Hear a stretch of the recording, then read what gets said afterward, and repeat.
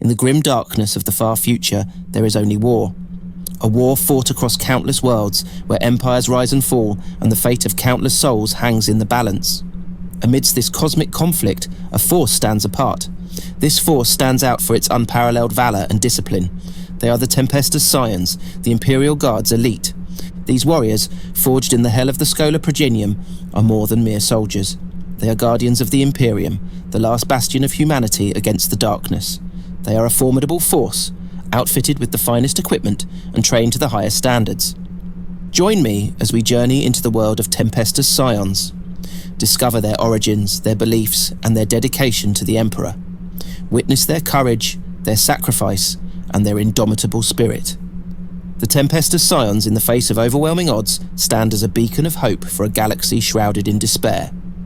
The elite special forces troops of the Astra Militarum and the Inquisition are known as Tempestus Scions or Stormtroopers in Low Gothic. Officially, however, they are a part of the Militarum Tempestus, a division of the Adeptus Administratum. The Schola Progenium trained stormtroopers in combat from an early age, making them arguably the best soldiers to have ever served in the Imperial Guard. With lethal accuracy and lightning-fast firing, these men strike the adversary at the heart of the fight, armed with their signature Hell pistols and hot-shot laser guns. Their unique Omnishield helm targeting system, combined with their highly defensive carapace armor, helps with precision. The Departmentum Unitorum equips Tempestus Scions with the best weapons and armor and trains them to carry out tasks that regular guardsmen cannot. Special operations tasks routinely assigned to Tempestus Scions and their Astra Militarum counterparts include deep strike assaults, forceful reconnaissance, infiltration, sabotage, and airborne or orbital insertion. They are the finest that the Imperial Guard has to offer. Each man is a model of physical and moral purity, developed through training and experience into a one-man assault squad rather than just a regular soldier.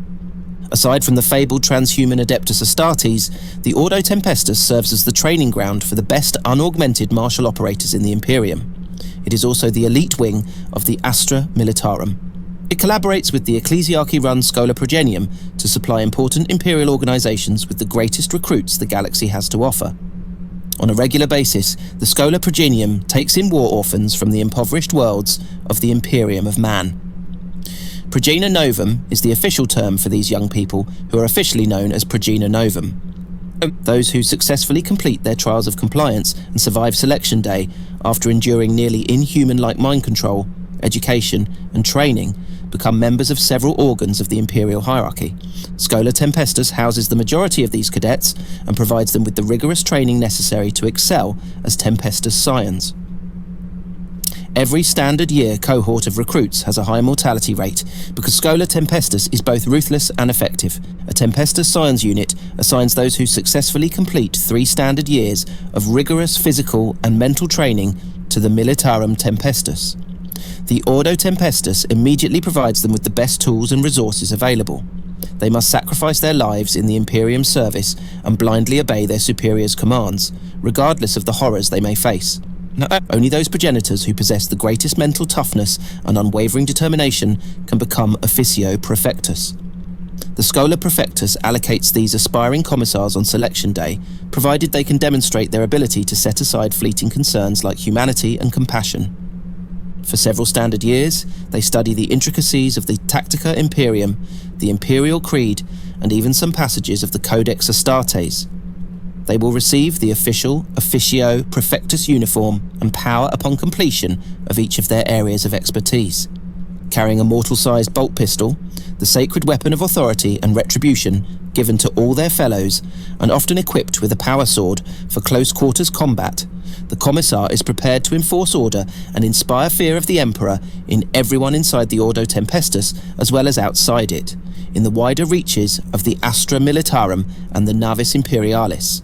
The Convent Sanctorum or the Convent Prioris, 2 organizations that oversee their former orders, will send female progenitor cadets to the Adeptus Sororitas if they demonstrate both physical aptitude and a strong faith in the Emperor. The sisters in training learn how to use the Holy Trinity of Bolter, Flamer and Melter there, as well as the mysteries of the mechanical marvel that is power armor. Adeptus Ministerum will instead requisition males who take the Emperor's credo to heart and display a level of faith that borders on the supernatural. Some of these, like their commissar counterparts, end up being seconded to Astra Militarum regiments, while others support the Adeptus Sororitas, return to the Schola Progenium as drill abbots, or even command armies of the faithful on their own as ecclesiarchy priests. Adeptus Ministerum admits the Imperium's most pious leaders, which is an immense honour. Those with a more academic bent, or whose minds are better suited to the monotonous work of secretarial and administrative duties, will instead live out their days in Adeptus Terra.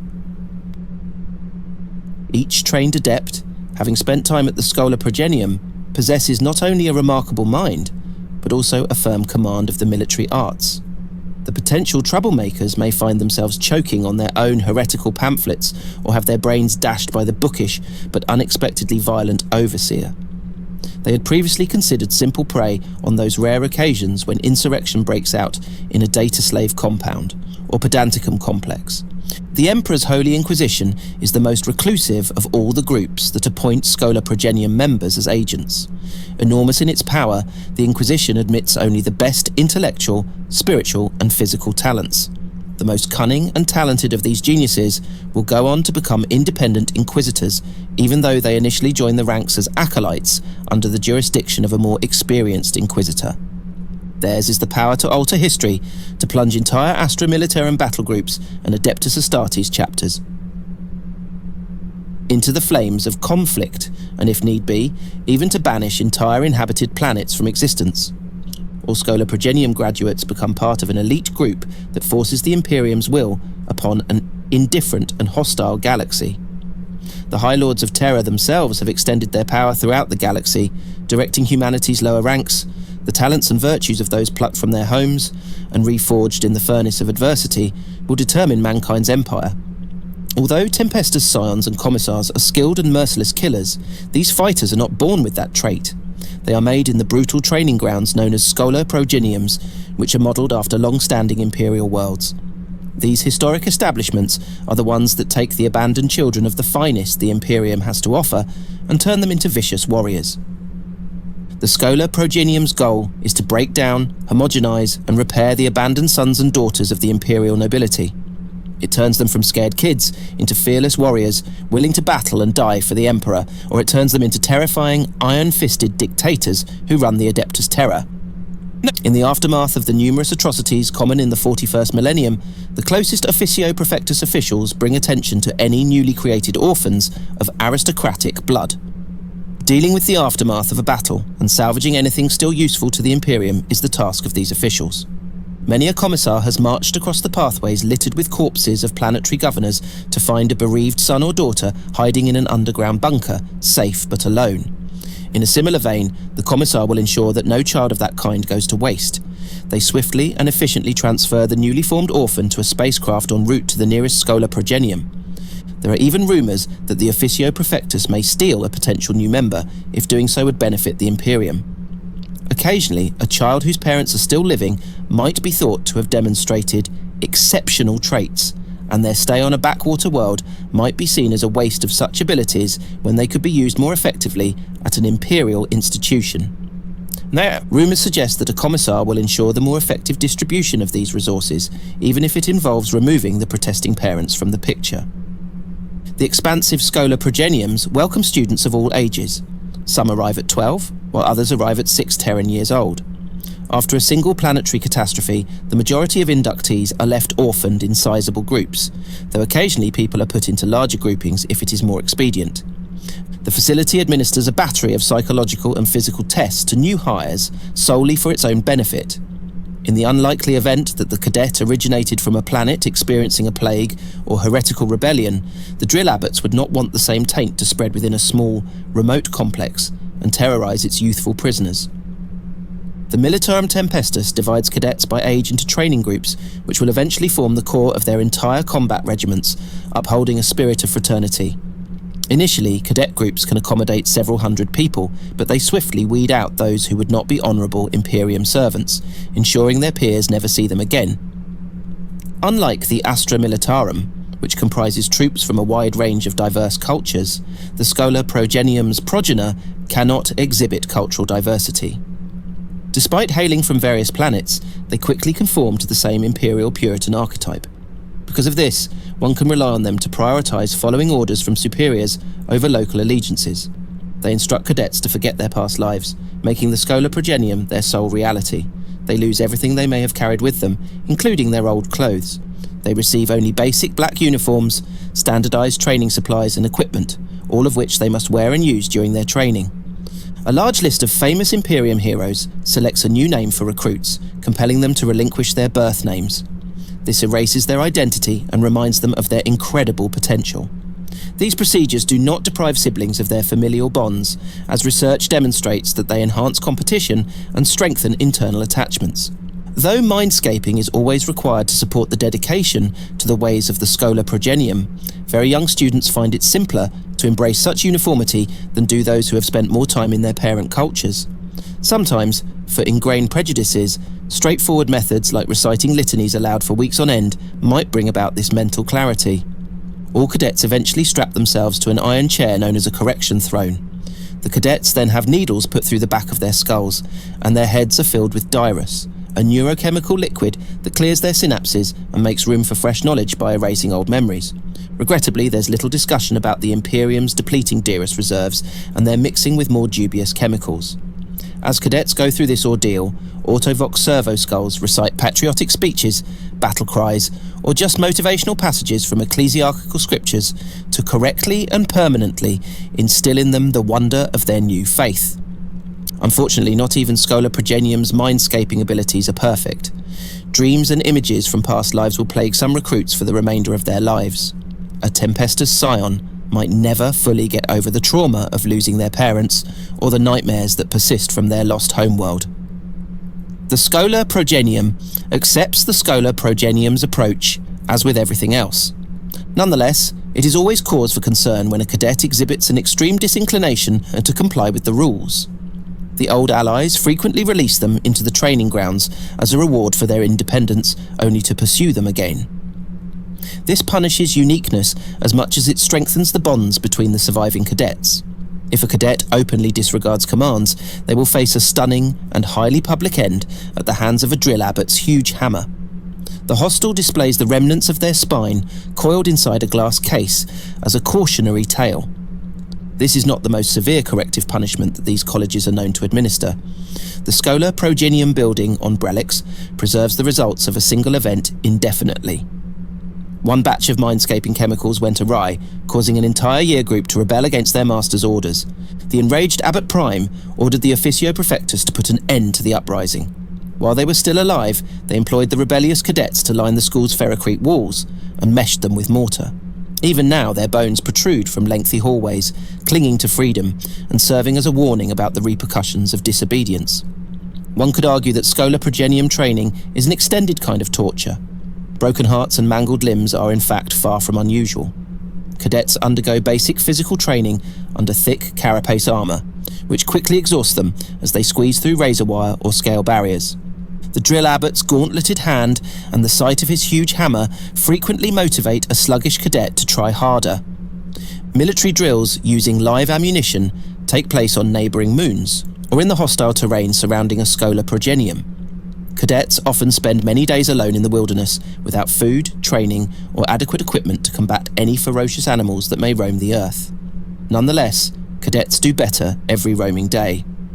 Even a novice drill abbot can discern the emergence of true warriors, their speed and endurance growing as they scale previously insurmountable walls. The Schola Progenium holds a firm belief that the strongest brotherly relationships emerge from the hottest of fires. Regardless of the method, this training helps cadets better understand which future route of service to the Emperor they are most suitable for, as well as getting them ready for the horrors of the 41st millennium. In fact, the Schola Progenium's training program aims to produce more than just expert fighters. Throughout the ordeal, the drill abbot will continuously evaluate and re-evaluate who would make a better Tempestor Scion, a better commissar, or a better fit with the Adeptus Terra's bureaucracy. Nonetheless, certain schools employ more arcane techniques for selection. As an illustration, the Abbot Prime of the Schola Progenium Institution on Sanctus Omega is well known for reading the Emperor's Tarot and deciding on a cadet's course based on the esoteric cards. While all roles hold equal prestige in theory, Schola Progenium students typically view commissars as the most deserving. A graduate's function within the Imperium is quite precise, and it is necessary to identify these skills well in advance of the trials of compliance, which are the most significant phase of a cadet's tenure at Schola Progenium. Each Schola Progenium employs a challenge to differentiate Militarum Tempestus recruits from commissar contenders. These assessments come in a variety of formats, but their main goal is to identify cadets who are most dedicated to following instructions in the face of difficulty, and assess how they interpret those instructions. Naturally, some of the petitioners are unsuccessful in completing their assigned tasks. Many become equerries or thralls of the Schola Progenium. Eventually, the Astra Militarum might allow a few of these disappointments to enlist in its regular ranks after they have served their terms as menials. These few, always willing to prove themselves, might go on to become independent Imperial soldiers. Trials of compliance for possible Tempestus Scions might entail live fire drills in the hallucinarium's psychically enhanced simulated battlefields. Never-ending labyrinths inundate cadets with misleading notions and odd visuals. However, aspiring initiates must obey the right commands exactly, no matter how strange or terrifying the creatures they encounter. There are also timed physical tests, such as climbing the building's impressive face while repeating the Schola Progenium's motto non-stop. If the candidates' chants deviate from the servo skull's steady beat, which is always a threat, the cadet might soon have to deal with gunfire, in addition to the tall walls. For prospective commissars, the trials of compliance typically take on even more obscure shapes. Without realizing it's a test, a cadet might receive an order to locate their closest ally, a friend they've faced the challenges of the Schola Progenium with for numerous standard years, and execute them by shooting them in the head. This cold-blooded order to kill does two things.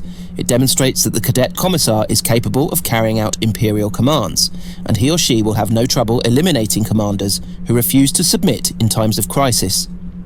The Schola Progenium, however, is aware of the threat presented by a highly skilled applicant who exhibits the potential of a commissar but is unable to carry out such an order. If a prospective commissar fails this trial, either a group of potential Tempestus Scions will release them as prey, or another applicant will receive the same challenge.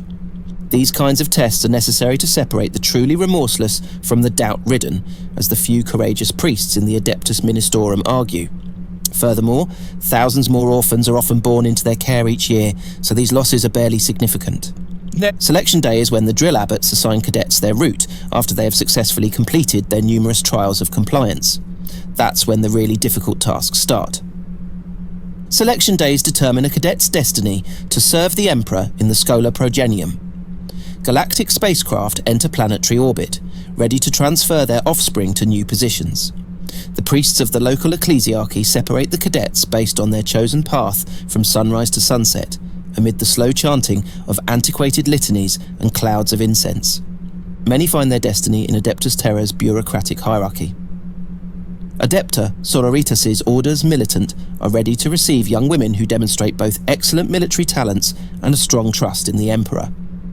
Other young ladies may choose to join the Adeptus Arbites.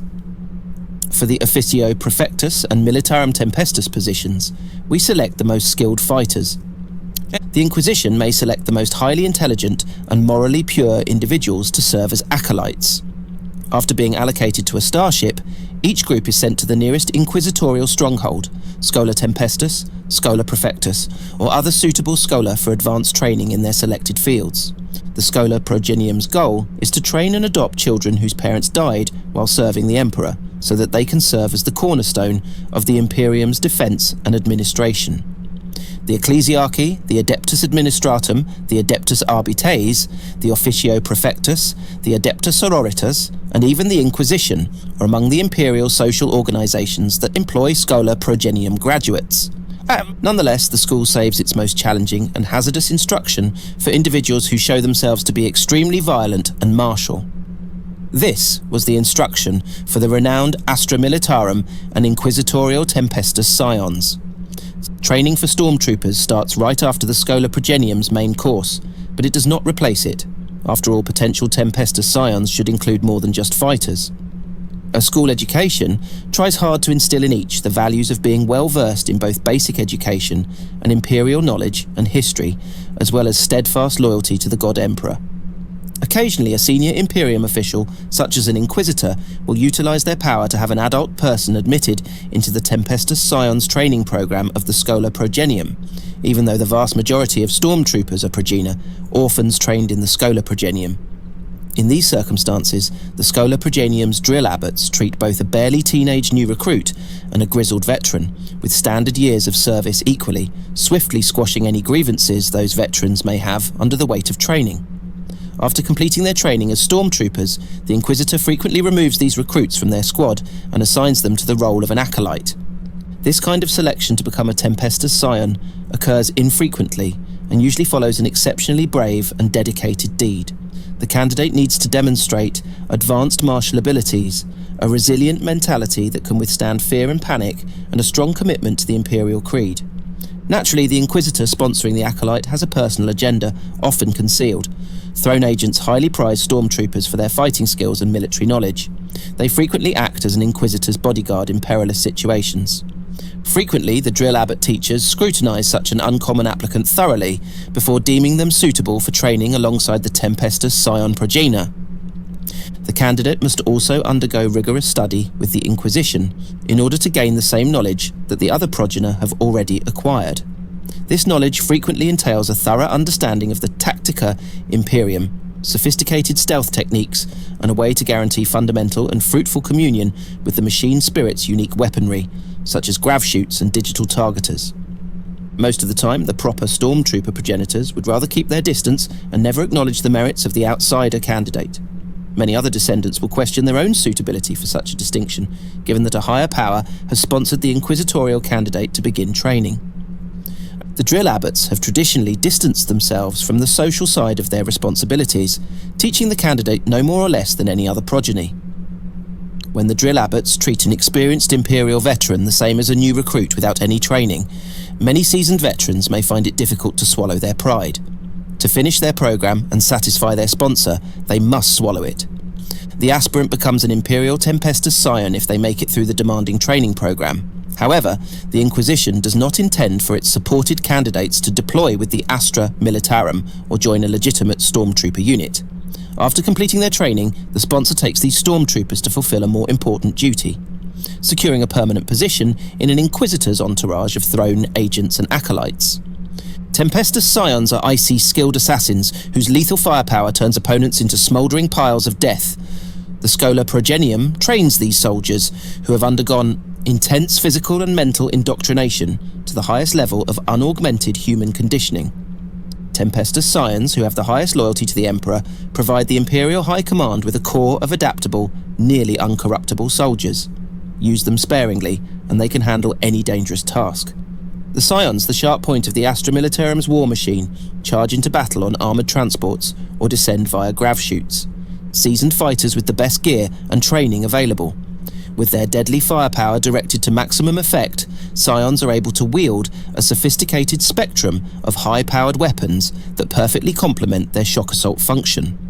Their cavalry armour, with its rigid armour and strengthened ceramite plates, protects them. As opposed to the Astra Militarum's guardsmen, Scions go through a very rigorous training program that makes sure only the most determined and skilled of them fight. For Tempestus Scions, the hotshot laser gun is the weapon of choice. These laser rifles, equipped with powerful external backpack power cells, can penetrate more armour than the common lasers carried by regular guardsmen. Tempestus Scions use hotshot volleyball guns against heavily armoured enemy forces. They are ideal for taking out both Xenos creatures and heretic Astartes due to their tremendous blast and rapid laser fire rate. Within the Militarum Tempestus, the Tempestus Scions form several regiments. To maintain its peak strength, the Militarum Tempestus continuously replenishes each regiment with new members. Each regiment's members, chosen from the orphaned progenitor of the Schola Progenium, originate from worlds throughout the Imperium of Man. Each regiment is also larger than any other Astra Militarum regiments produced from a single globe, with up to 10,000 Scions under arms at any given moment. However, this massive force does not battle in a single location. Instead, they dispatch separate companies or battalions to various combat zones, from which they disperse specific stormtrooper squads among the other Astra Militarum regiments in a given conflict zone as needed. A core of elite squads, with greater training and initiative than the typical guardsman, are given vital assignments by the Tempestus Scion unit stationed in a battle zone. Stormtrooper teams, led by a non-commissioned commander known as a Tempestor, excel at leading attacks into heavily fortified areas, sneaking behind enemy lines and causing chaos and fear. Valkyrie assault transports frequently drop them right into the middle of battle, their guns already blazing before they even hit the ground. Rarely will many Stormtrooper units come together for an operation that aims to completely destroy a target rather than capture it. We call this task force the Tempestus Scions Strike Force. The human Emperor selects Tempestus Scion recruits from the Schola Progenium, where they have grown up, received an education, and developed into obedient and devoted followers. The human Emperor then trains them to use more advanced weapons and superior war strategies than the average guardsman. Standard Astra Militarum regiments, to which Tempestus Scion squads belong, sometimes view the incredibly committed and well-equipped stormtroopers with a certain amount of contempt, calling them things like big toy soldiers and glory boys. But to the Scions themselves, this resentment is insignificant. Skilled in stealth operations and quick strike maneuvers, they execute orders with ruthless and unwavering pragmatism, knowing full well that whatever they do serves the interests of the Imperium. The effectiveness of stormtroopers is undeniable, and even the most resentful guardsman gives thanks to the God Emperor when a stormtrooper squad shows up to change the course of the war and save the day. This is true regardless of the typical guardsman's feelings or ideas. A seasoned officer known as a Tempestor Prime leads each Militarum Tempestus platoon into combat. These fighters, who have earned their honours with valour and unwavering discipline in the firing line. Due to their many Scion missions, they have a deep understanding of their soldiers' skills, which informs their commander strategies. With a ruthless efficiency that sets them apart from most Astra Militarum, these commanders are capable of acting independently and guiding their ancestors into combat. The best Scions in the regiment comprise each Tempestus Command Squad. During an operation, a Tempestus Command Squad will frequently follow a Tempestor Prime, providing cover from incoming fire while counter-attacking with their own salutes. Vox operators are responsible for transmitting the Tempestor Prime's directives through the VoxNet, while medics tend to wounded soldiers and administer stimulant mixtures to enable them to fight on. As they charge the enemy, certain Tempestus Command Squads proudly display their platoon's banner, waving its colours in defiance. The Militarum Tempestus Scions rely on their multi-purpose Taurox Primes to deliver the Imperium's fury to targets in a variety of dangerous conflict zones and under nearly unfeasible circumstances. The Tempestus Scions have been using Taurox Primes for such a long time that many of them have gained notoriety for aiding the elite Special Operations soldiers during significant victories. Each unit frequently gives them colourful names and paints them in its own colours. The strength, agility and firepower of the Valkyrie gunship, combined with the mission indoctrination and training of the Scions, make the Valkyrie assault carrier an almost ideal match for the forces of the Militarum Tempestus. During combat operations, we will grant permission to a Tempestus Scions force to repaint these aircraft in their regimental colours. The tough, practical weapons of the Astra Militarum are substantially inferior to the war gear wielded by the Tempestus Scions. Before a Schola Tempestus cadet can operate a hotshot laser gun in combat, the Departmentum Unitorum mandates specialised training and upkeep for every piece of equipment. Every weapon or piece of equipment a Scion has mastered leaves a permanent mark on their chest, serving as a constant reminder of their proficiency. Once they have acquired the full arsenal of weapons and war gear, a Tempestus Scion can fight in a variety of hazardous battlefield conditions for several weeks at a time without resupply. And there you have it, a deep dive into the Tempestus Scions. These elite soldiers, from their origins to their iconic gear and tactics, are a formidable force in the grim darkness of the 40k universe. Thanks for watching. If you enjoyed this video, be sure to like, comment and subscribe for more Warhammer 40k content. Until next time, have a wonderful day.